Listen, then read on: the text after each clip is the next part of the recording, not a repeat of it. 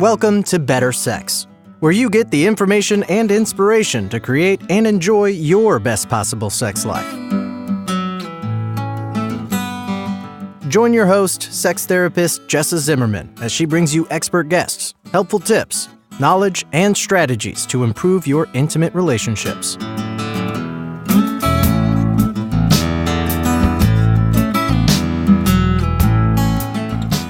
And now, your host, Jessa Zimmerman.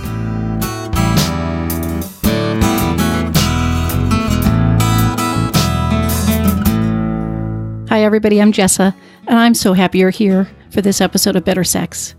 I've dedicated my professional life to helping couples enjoy a fulfilling, intimate life. I believe that sex is important. Our connections to other people matter, and we're not living our life to the fullest if we aren't connecting emotionally and sexually with our partner. That's why I'm here, bringing ideas and information to help you live and love better.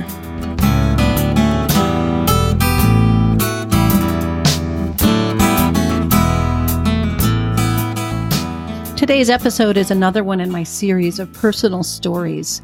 I am really enjoying talking to people about, the struggles they have faced, how that showed up in their sex life, what they did about it, and especially the happy ending for those that get there. How have they transformed their sex life into something that they can really enjoy and feel good about? And what words of wisdom do they have for us? What can we learn from the struggles that people have? Even if we don't have the same ones, can we keep their words and their perspective in mind if we face struggles in the future? If you've been enjoying the personal stories, just look for that. They're all marked explicitly in the episode list, and you can seek those out and listen to those if you would like. So my guest today, Jenn, has sort of a huge assortment of struggles and challenges that she's faced between molestation as a kid, between date rape as I think the end of high school, she said, or early college, struggling with infertility, plenty of miscarriages, and then divorce and hysterectomy. I mean, there's a whole list. I can't imagine anyone's gone through everything that she has, but she's got a beautiful, uplifting story of openness to her own healing, sort of awareness about what she needed, and an ability to recognize those opportunities when they crossed her path, and really embracing sex for all its beautiful emotional and physical intimate connection with the partners that she's had. So I hope you're going to enjoy her story today and learn something from it.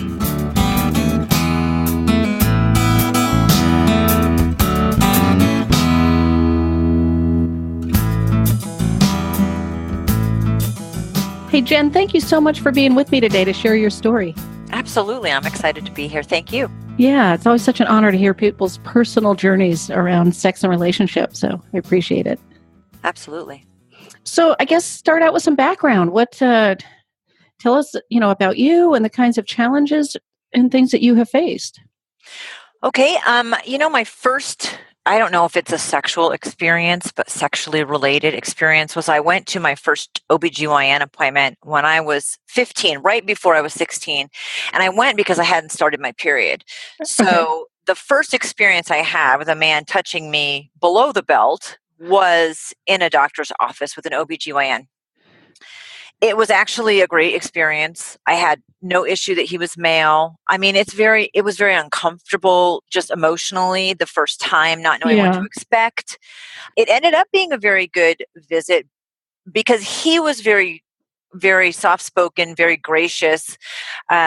He was good about knowing that I was a 16-year-old virgin. Yeah, good. Because, man, I hear other kinds of stories than that sometimes. So yeah. I know, me too. And so I'm very thankful for that my first medical experience was positive, which helped me down the road further. The interesting thing about this appointment was that he looked at me and he said, "You're probably going to have a hard time getting pregnant. Expect to possibly have to go through infertility." Now, I'm 47 now. Yeah. I was almost 16, so it's been a couple of years. It was right. 2 years ago. Right. I'm not sure what prompted him to say that, but I'm thankful that he did. I grew up pretty dysfunctional. So I had been molested. Okay. A year and a half later, I lost my virginity to date rape. So those were two pretty huge difficulties sexually to get past and be Right. functioning sexually. But he planted the seed of infertility and possibly adopting. And that came up later when I actually did go through infertility and I Okay. did end up adopting kids. I was pregnant also. We have actually 18 kids total. Holy cow. So we have 5 that I call extras. They were kids that were in foster care long-term or aged out with us, but were never adopted. And then we have 13 that we call our permanent residents. We have papers on them, legally binding, and we're Yeah. responsible. 5 of those were adopted. Okay. Now, the other thing I'm throwing out a lot of possible directions that we can take because I Okay. was molested growing up and I did lose Right. my virginity to date rape. And then I did go through infertility. Yeah. I ended up being pregnant 7 times Wow. and I lost 3 of them. Oh. Now, the final pregnancy, the 7th pregnancy, I lost twins at 19 weeks and ended up having a hysterectomy. Yeah. So kind of, I've had a lot of things that impact your sexuality emotionally and physically Right. that were tough. I did appreciate that doctor though, because he made me feel okay. He made me feel good. Like there was nothing super wrong with me, but he did plant that seed that emotionally later when I went through infertility, I wasn't as emotionally distraught as I could have been. Cause that's a pretty tough thing to go through. So I'm not sure in what direction you'd like to go. Well, I think, boy, there is a lot there to choose from. Maybe could you talk a little bit about you becoming sort of choicefully sexual? Absolutely. And what challenges and issues did you experience? Like, and it might have come from a variety of different places, but what kinds of struggles did you have when you were actually choosing to be sexually intimate with a partner? After the date rape, because I think a part of it, because it was my first time and you have this image of the first time that you're going to have sex and how amazing it's going to be and knowing that it was going to be uncomfortable possibly, but I felt like everything had been taken away from me. So I did what I know a lot of women do. I slept with 7 people in rapid succession. Okay. So I was kind of like, screw it, if it got taken from me, I don't even care anymore. Yeah. At that age, you want to be sexual. I mean, I had a sex drive. I didn't have really a good direction with it. Right. But I had a high sex drive. I had never had an orgasm. So part of me was like, what is all the fuss about? Because a lot of nothing is happening. But I also knew boys at that age in that like late high school, college, they want to have sex. And so I would go on a date and the boy would be interested and I would say something to the effect of, I just want to let you know if we sleep together, I'll have no respect for you and I will probably never see you again. Huh. And they'd say what? Together. Okay. Yeah, basically. Okay. Yeah. The answer is yes. Because one, I don't think boys care at that age. And I'm not trying to stereotype or place blame. I mean, I was definitely 50% at least of that whole equation. Yeah. But I set it up so that I would feel disrespected and it would happen and I would walk away. And I learned about myself is that I'm capable of having sex be something physical without the necessity of having an emotional attachment. And I think that can be a good thing and it can be a really bad thing. Were you having some gratification? I mean, were you happy in that process? I mean, obviously it's not 100%, but were you feeling awful at the end of these? Or was it sort of like partly it was there an enjoyable aspect to this and you were feeling empowered? I felt like I had a lot of control over saying yes or saying no, which I liked after it had been taken away from me. Yeah. I also felt like sex felt amazing and I was real curious about it, but not comfortable discussing, especially not with boys that age. Yeah. Like where's the clitoris and why is it 2 inches out of the way? And, like you don't know what you don't know, really. I had never realized that I could bring myself to orgasm. So I was very sexually naive in a world where I was seeming to be sexually advanced. Yes. I didn't feel emotionally bad about myself, but it wasn't really doing anything positive. And I also realized my freshman year of college, like this is not the direction that I wanted to go. I didn't want to take prisoners and tally up another notch on my belt for the sake of a man proving that he was going to do exactly what I assumed he was going to do. And then I could never talk to him again. So I had this whole vicious cycle that wasn't healthy. Right. I'm not a person who lacks self-esteem. I'm confident. I kind of always have been. I had no issues like that, surprisingly. But I went to therapy, and I actually saw a massage therapist also who, it's interesting, the people that can have the greatest impact. And it may be like, well, that's a little woo-woo, I'm from Vermont, and she was what we call crunchy granola, like no shaving the armpits, totally Birkenstock, shower maybe once a week, that, and very earthy, and she gave me a massage though, and it was so powerful because I learned the value of non-sexual human touch that feels really good. And I had sexual touch that felt good, but not great because I'm not having an orgasm. So there's no finish. And I didn't grow up having a whole lot of touch that was not non-sexual and healthy and felt good. Yes. And it was like a 1 hour session where literally I was sobbing. And the therapy was great and it helped in a lot of ways. Public speaking in college did, working with the homeless population and Planned Parenthood. I did a lot of stuff like that my freshman year of college. It was very women empowering. And here I was kind of in this weird, vicious cycle.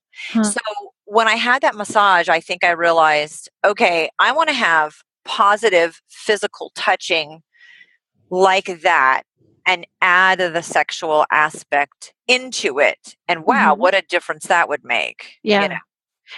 So I wasn't the type of person that was uncomfortable discussing sex ever, but I also, it's kind of like learning the computer, you don't really know what you don't know. Yeah. And I had a really good friend. I don't think either one of us was particularly sexually attracted to the other, which can happen, and we were really good friends. So I could talk to him as someone of the opposite sex. And he looked at me one day and he said, I know I can give you an orgasm, which was shocking. I didn't realize that was my missing link, Okay. And I'm like, okay, he goes, we won't have sex. I won't take any clothes off. I know I can do it. And I know that because he had been in a long-term relationship with a woman who could only have an orgasm orally. Okay. And he's like, I'm certain I can do it. And I was kind of like, okay, you be you, go ahead, have at it. I call your bluff. Yeah. And I don't know really, I'd had minimal experience with oral sex, and it was always kind of like, do you need a map? Because I clearly need a map. I don't know what you're doing down there, but it wasn't unpleasant, but it wasn't like, I just didn't feel on point. I didn't, right. Yeah. But because I had not learned the art of self-pleasure, I didn't know how to give direction. Yeah. So my friend Frank, he did his thing. And literally, it didn't even take me that long. I had my first orgasm. And I remember just laying there, and he sat up with the Cheshire Cat grin, and I was like, holy cow, I didn't know what I didn't know. Yeah. And this is what the hype is. I was like, oh my God, I'll have another. And he said, you can't expect a man to figure you out if you haven't done it. Wow. So I just want to help you figure out how to figure it out. And that was probably one of the single best just emotional gifts and also physical gifts anybody ever gave to me. And a couple weeks later, I said, hey, could you do it again? And he was like, yeah, sure. It was like, it's like we're swapping books or something. It was so not a big deal and not a sexual. And he did. And I was like, wow, okay. Like I appreciated that he was helping me figure myself out. Yeah. So I think between the massage and that experience, I realized, touch can be beautiful. Mm-hmm. And whether it's sexual or non-sexual, just kind of feeling that way was huge. And then I stopped, taking prisoners and setting that I just stopped all of that. And I actually didn't have sex for probably about a year. Did you start masturbating in that time? Yeah, I did. Okay. I wouldn't say I was an expert in that area, but I was, I was giving it the college try. Right.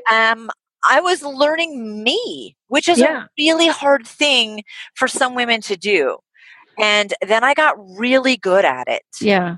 So what that taught, I mean, I learned a lot though in that process, that just because something was taken from me, it's still a first time with someone new. Yeah. Yeah. And I can't get anything back from my past. So I don't have regrets, and I don't have any self-esteem issue. It kind of is just, it is what it is. Yeah. It's just my past. We all have something. And I was really pretty okay with it. But then I was more selective about wanting to have someone that I actually liked. Yeah. And have just being sexual for the sake of doing it and getting it over with so I could walk away from this person type attitude. That was forever gone. Yeah. Those were really, really good lessons, and very powerful and very empowering. And, the next person that I was with, it ended up being the person that I married. Oh, wow. Okay. And was the first time I had orgasms during sex. And he had been more experienced than I was. I mean, I had a number, my number's at 8. Right. But I had a very little experience. Yeah, right. Because those are all one time, right? Basically. Almost all of them. Yes, almost all of them. So, I mean, maybe 4 times with this person, or it was just, and I wasn't even in the mentality where I was like, this is sex and it's great and I'm going to enjoy it. And that was a great thing. So then I was with somebody that had a little more experience and was kind of patient. Mm-hmm. And I started being able to have orgasms during sex. And I mean, wow, what a just eye-opening experience. It was so dramatically different. There was no violence involved. Yeah. There was no force involved. There was no emotional disconnect involved. It was like, wow, you can really like this person and have sex, and the sex can be really good and you can have an orgasm. And so, I ended up really fairly unscathed by everything that happened in my past. And I did a lot of the work. I did the therapy. I really listened. When that massage happened, I was tuned into that massage, even though it was a little outside of my woo-woo comfort zone. Yeah. Now you can read me chakra cards and it's all good. I don't care. But, at the time I was like, yeah, I'll do a massage. But. So when you met your, then to be husband and started to develop a sexual relationship with him, were you able to communicate and yes, immediately become an active partner in your pleasure and his, Yes. Okay. I was, because I knew at that point that there was an end goal. Yeah. And for me, not just for the man, that there was this end goal. And the emotional connection meant that there was a process to the end goal. Yeah. I still think at 47, I love the end goal so much. I probably could be a little more tuned into the journey. Yeah, yeah. Something I tell my clients all the time, right? It's the journey, not the destination. But the destination is really good. It's like getting off the plane in Hawaii. No, it's great to be able to have an orgasm if you want one. Absolutely, but you don't have to rush, and you don't have to stop there either. Right. Who knew? Yeah.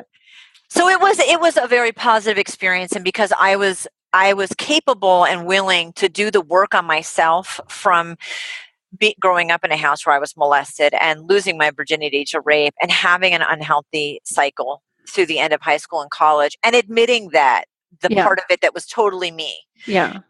And I'm a pretty confident person. Yeah. So I'm like, what, from now on, if I'm going to be here, I'm going to be present. And I think a lot of us are there, but we're not really present. And I had fun. It was fun. Yeah. So interesting, because in your story, I'm hearing a few really fortuitous events, between the doctor and the massage, and then your friend, Frank, I think you said his name was, right? The oral sex guy, which is just really cool. It's like these moments that, they come right when you need them. And then you had a receptivity to that, right? You had an ability to sort of turn on a dime and take that and really go a different direction. I feel very grateful that I was. Yeah. Because a lot of that could have passed by and I could have shrugged it off, and it wouldn't have been that difficult. Right. I could have justified it easily. And no, I was in tune, because growing up, one thing I knew is that I wanted it to be different. Yeah.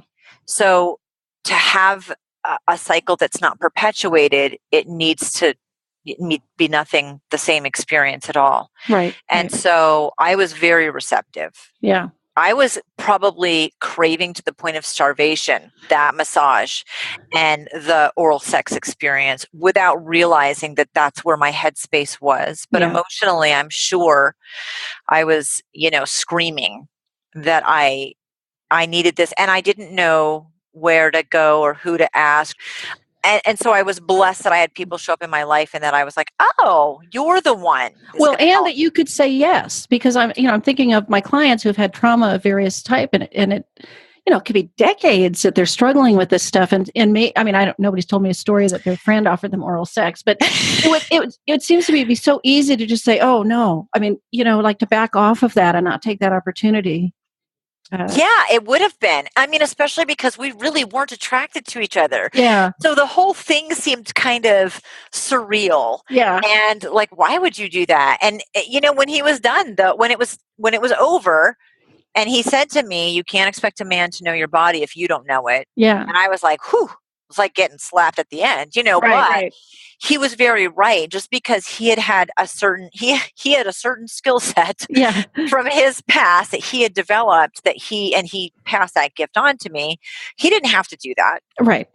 There was nothing in it for him except a lesson for me. Yeah. And I'm grateful that I saw that and I recognized it. It was very pivotal. And it happened within the massage and the experience with Frank happened within 3 months of Oh my gosh. Yeah. I mean, it could have even been within a month. I don't remember Yeah. back that far, and it was less than 2 years from the date rape.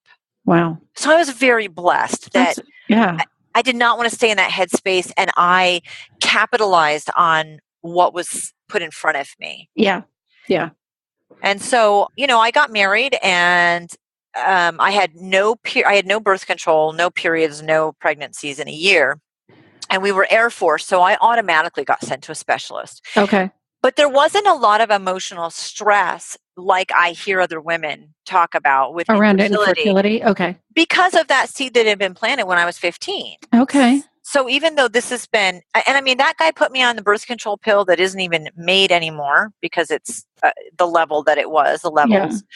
Yeah. And I was on it for almost 5 years until we got married. And he said, just go off it and we'll not worry about it. And then, now we wanted to have kids, but I also didn't feel, I was 20. Right. I didn't feel a tremendous amount of rush or stress about doing it right now. And in the military, just under the rules of going to your doctor, if you go a year with no period and no pregnancy and no birth control, you automatically get funneled into the infertility.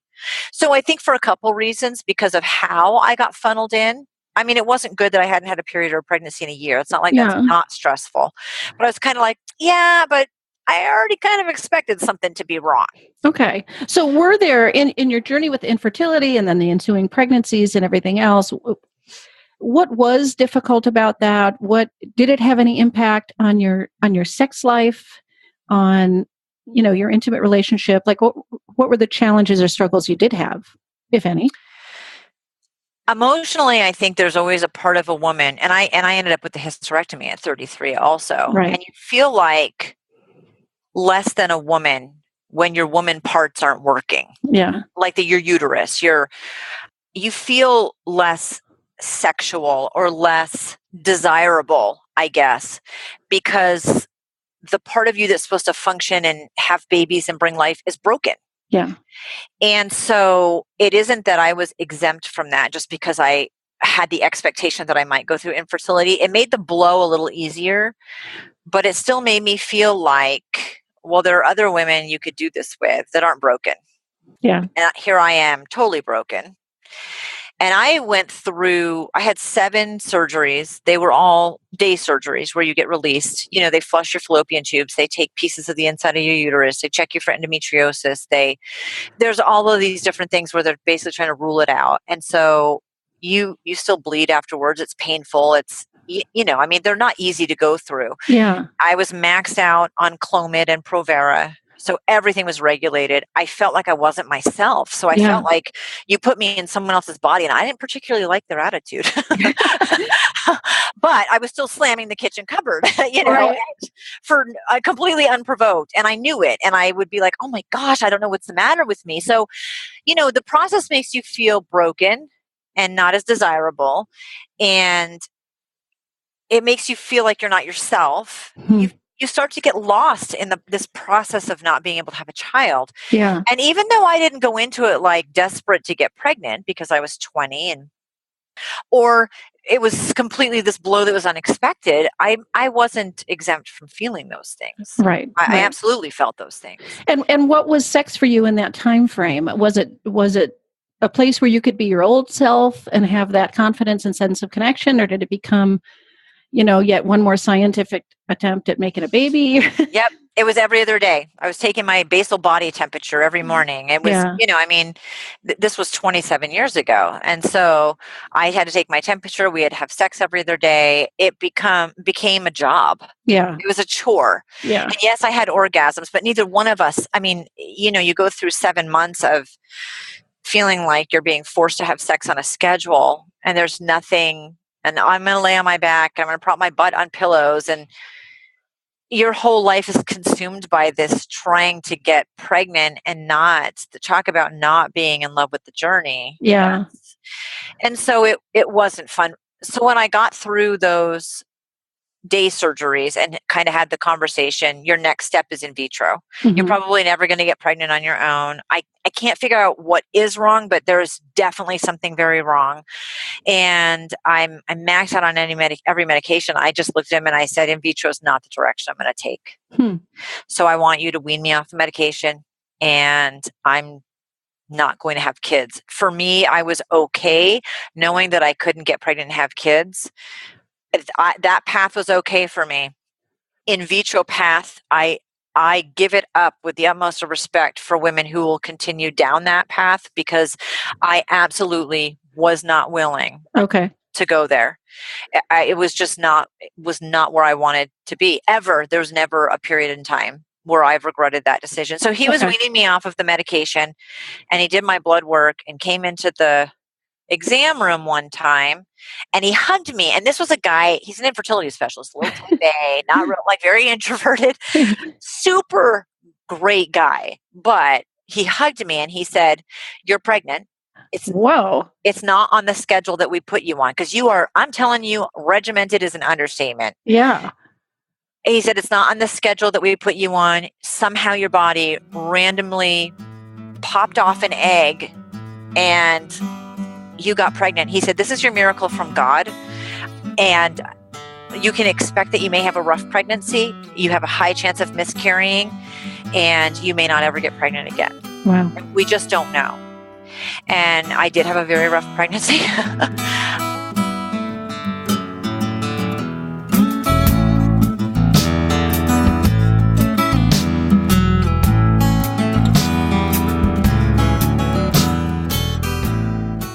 Hey, it's Jessa here, just taking a quick break in the show. So glad you're with me today. I want to invite you to be a part of the conversation. I run a free Facebook group called Sex, Intimacy, and Relationships. And I share articles and resources. I foster conversation and community. I'm there to answer questions if you post them. And I broadcast live, delivering information, ideas, inspiration that could help you with your sex life. I'd love to have you join me there. You can find a link at bettersexpodcast.com/community.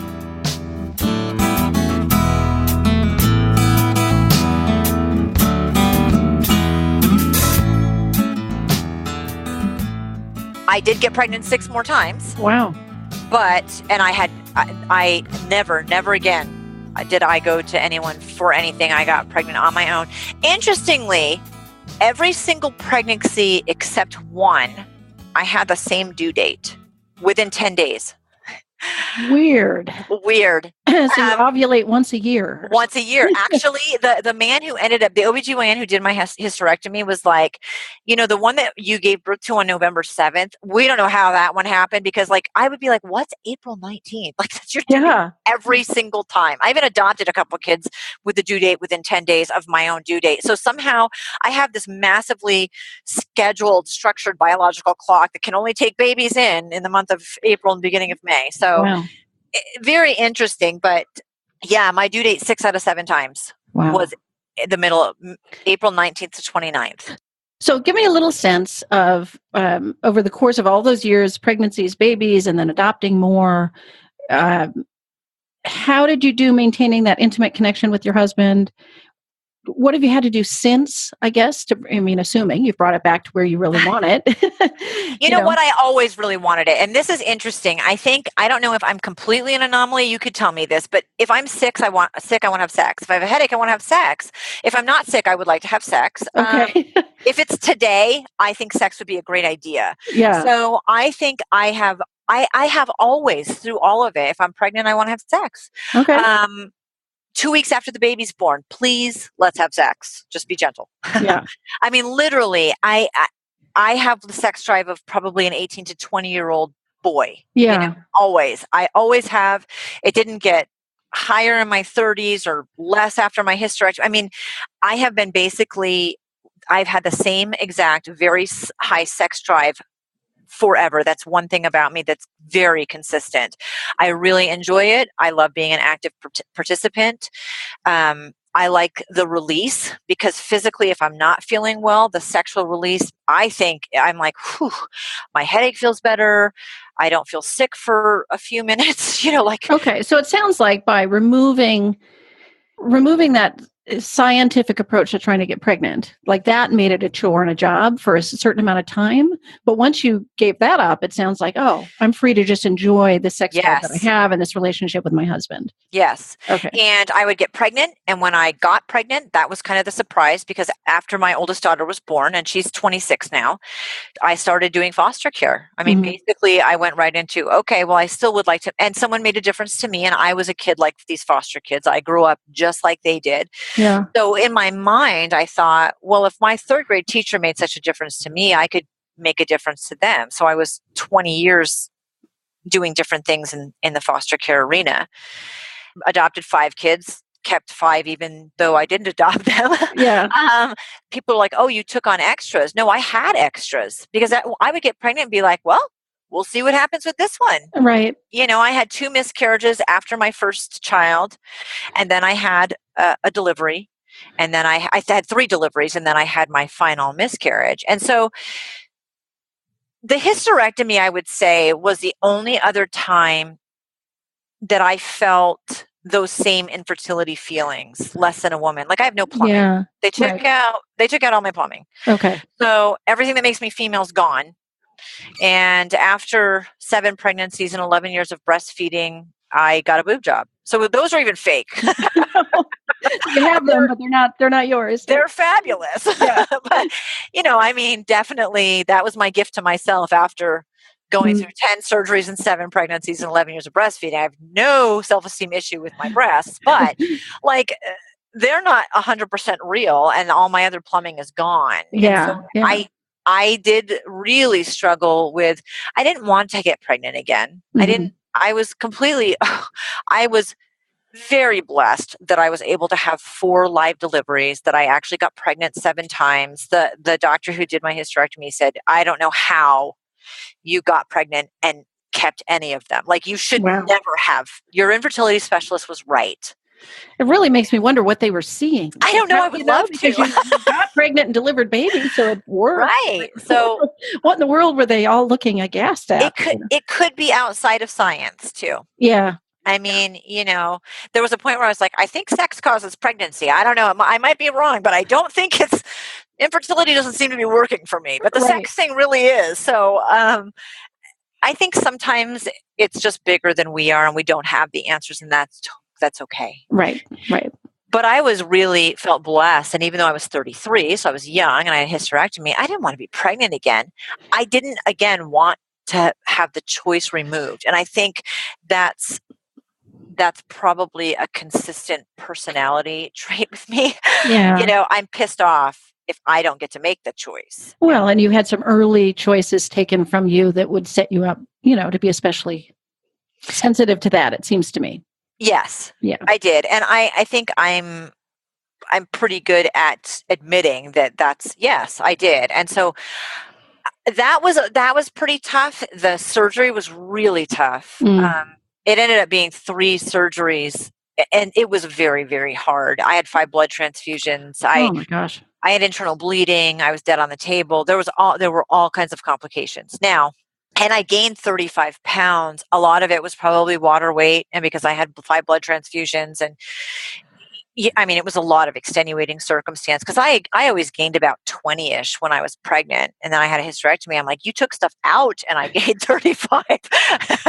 That's like a cruel joke. Yeah. But I felt the least like myself, kind of like back in infertility when I had the hysterectomy. And within 9 months, I was on a stage competing in fitness competitions. Let's put it that Wow. way. After my hysterectomy, I like to take charge of Yeah. myself because I'm not going to sit around being helpless. And I thought, well, the weight will come off. I can figure that out. And so I went to a fitness trainer and I was like, I want to buy shirts I can tuck in and a belt because I've been breastfeeding for so many years and pregnant. I want to buy high heels. I want to get back in shape. And my personal trainer said, why don't you do a fitness competition? I went, great, sign me up. That way I'm at point A and I need to be by point B at this time. And I work well in that system. And so let's get this done because I really wanted to take charge of feeling like myself again. And that the hysterectomy, just like infertility, I did not feel like myself anymore. So sexually, that was more difficult. That's also the period of time that I got divorced. So within a year after my hysterectomy, I was divorced. Oh, wow. At that point, I had 4 kids and adopted 4, and I'd been home for 10 years. And so that was a totally different challenge because I had to get back into the workforce. Yes. After being out of it for 10 years and being blessed to be a stay-at-home mom. I now had an ex-husband. I had this hysterectomy. The hysterectomy was also difficult because, like infertility, well, infertility changed things sort of emotionally, I guess, because you're snappier. The medication makes you feel like you're not yourself. Yeah. The hysterectomy made me feel like I was not myself physically because I had been cut from hip to hip. It had been 3 surgeries. 2 of them were internal and 1 of them was external. Even though I know where the clitoris is now and it wasn't touched. Yeah. And it's been 14 years. It was like putting me again into a body that wasn't the same. I didn't work the same. And orgasms are more difficult to have now than they were before. Now, logically, that doesn't make sense to me. But I just know that in the last 14 years, my body doesn't work the same. Orgasms are harder. They're stronger. Yeah. They're better. They're more difficult to achieve. But I also used a vibrator for the first time. I mean, like I got the divorce and I was like, okay, I can't get pregnant anymore. I'm done having kids. I'm starting over.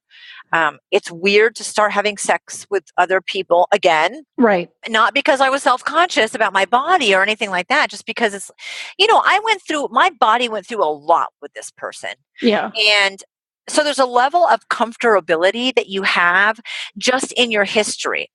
You can be a size 4 and doing fitness competitions. So you look great, but it's somebody new learning about all the scars that you have. Right. And that was, just having sex was okay, but the emotional connection for me was now different. I was kind of older and wiser and definitely had scars to show that. And not in a bad way, just in a, wow, this is a lot different than back before. Yeah, you're not completely sort of unencumbered, like at 20 physically, right? Yeah. Yeah, completely. And sex is different when you have kids because they hear you and they listen and you have to be quiet and you have to be quick and you're dating people with kids. It was a whole unique set of challenges that I had never had to experience before. Right.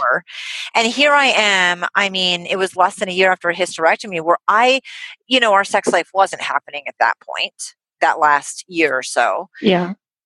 And so I hadn't really been sexually active after the hysterectomy. And so here I have been this person that's like, I know what you can do and how you can do it and where everything's located. And I've got the map and I have my act together and it's all good to be. I was like, yeah, I work differently and we're going to have to figure this out together. I need a whole new map. I need a whole new map. Yeah. And your baggage is different than when you're, in your 20s. And that's not a good or a bad thing. But here I am dating someone my age, and I'm older now, And we both have some scars and some history and some baggage. And so it was a very different emotional relationship to navigate. Right. On top of the fact that I felt like I don't know what my body is doing now anymore. And then I had one partner who I was like, hey, I've never used a vibrator. Why don't we do that? To, hey, why don't we use the vibrator every single time because it's faster and easier and I don't have to take time figuring you out. And now, even with years gone by, that is absolutely still how I probably have 9 out of 10 of all orgasms with some sort of bullet vibrator involved, because it still takes a lot to figure out how to finish. And the journey is much more fun now. Yeah. Yeah. I mean, the sex is so much better, but the finish line is a little harder to get to. Right. And there's just nothing that puts out that much stimulation like a vibrator. Oh my God, so, no. Yeah. I think that's probably a big part of it is that, well, I've now desensitized my clitoris, and I liked, because when I was in, big time vibrator use mode, I had younger kids. I was very conscious of new relationships and not bringing a man over. And, the person that I was with, we lived in separate houses almost our entire relationship. So it was kind of like, it was very sexy to sneak over and have sex and leave. And then just spend family time, but it didn't benefit me in the long run to try to make it quick and easy and not figure myself out right after a time when I probably should have slowed down the most after the hysterectomy. And it was a 7-year relationship. Yeah. So then coming out of that, I am with probably the most amazing person I have ever met. I had 9 kids because I kept doing foster care. Right. I adopted another one on my own. 5 of the extras, 3 of them I took in during that time when I was a single mom. Yeah. So I had like 9 kids and 5 extras. And I meet this guy with 4 kids whose wife died. So, I mean, I'm like, well, I've done foster care, I've done adoption, I've done infertility. Now I'm going to do a dead wife. This is great. It was the only thing that I hadn't checked off. That came with a new set of challenges with the kids. Mm-hmm. And now we had instantly, my oldest daughter had just moved out literally the month before he and I met. She was one of the 2 people that introduced us. And so we moved in together with 12 kids in the house. Wow. And the youngest was 4. And had lost her mom when she was little. So, and here I am like, dude, I love sex with you. It feels better than I ever remember sex feeling, which is great when you have that, such a great emotional connection, because we've been together for years now. Yeah. And that connection is just so good. Literally, I'm like, this morning I was like, I can't believe it keeps getting better. I don't know how that's even, my head is going to explode, literally. Wow. But he and I are still trying to figure out how to get it done without using the vibrator all the time. Well, I guess maybe in sort of closing thoughts here, I don't exactly what I think about desensitizing the clitoris, because I hear people talk like that. But I also think you went through something that kind of raised the bar for the amount of stimulation you need. Right. And that happens to everybody as we get older anyway. But with the hysterectomy and the, physical trauma and everything else, you just may need more stimulation to get to the same point than you did before, right? So I don't think there's any shame in relying on a vibrator, I don't either. It's fun. It's just fun. The good thing is that when you're with somebody who's supportive and you have a good relationship emotionally, and it takes you through all these different situations, and you get to this place where it's really great. Why can't it just be really great? Yeah. There's no complaint in that. So. Right. So last thought, I know nobody's going to have share all the various challenges. I can't imagine that you did have all these various factors at play. But if you had to sum up your advice for people that might struggle with any of the things you've described, what word of wisdom would you have? For anything emotional, whether it's the rape, the molestation, the infertility, all of the emotional aspects of it, figure out what you need. Like self-care. Yeah. Really, really, I stumbled accidentally. I knew what therapy was, but don't stumble accidentally. Frank is not going to be there for you, probably. Yeah, right. Not everybody has a Frank. No. really, really try to figure out what you need. And you may have to do that by getting massages that you think are a little woo-woo. Yeah. Great. Because if it works, who cares? So self-care, I think, is the biggest thing, because emotionally you need to help you. You have to put the oxygen mask on yourself before you can put it on anyone else. So in every situation in life, I would say put the oxygen mask on yourself. And Right. Sexual health, get past the fact that you're a woman and you need to be shy about it, or that, he's a stud and you're a slut, that it does not exist. Yeah. You need to just leave the lights on. That's my advice. I love it. I love it. Well, thank you so much for being with me today. I really appreciate it. Thank you.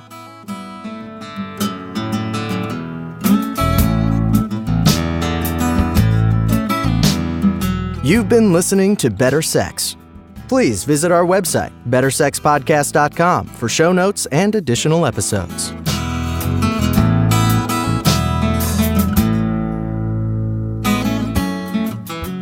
And that's a wrap for today. I really hope you enjoyed the episode. If you are enjoying the podcast, if some of this material resonates with you and you would like to make a difference and make sure that this keeps coming out in the world once a week, ongoing, there are a couple things you could do to show your appreciation. The first would be to go to iTunes and rate and review the show. That really helps us be found by new listeners when you review the show on iTunes. You can find a link at bettersexpodcast.com/iTunes. The other thing I want to invite you to consider is becoming a Patreon. For a small monthly pledge, you get some benefits. So for $2 a month, you get advance access to every single episode. For $5 a month, you get a chapter of my upcoming new book. And for $10 a month, I host quarterly get-to-know-you and question-and-answer chats over the web, and you get invited to that. I would love to have your membership in that, become part of the Better Sex family. You can find a link at bettersexpodcast.com/Patreon, which is Patreon. Again, thanks for listening. I'm glad you're here. Feel free to comment, ask questions, get in touch. I'd love to hear from listeners. Thanks.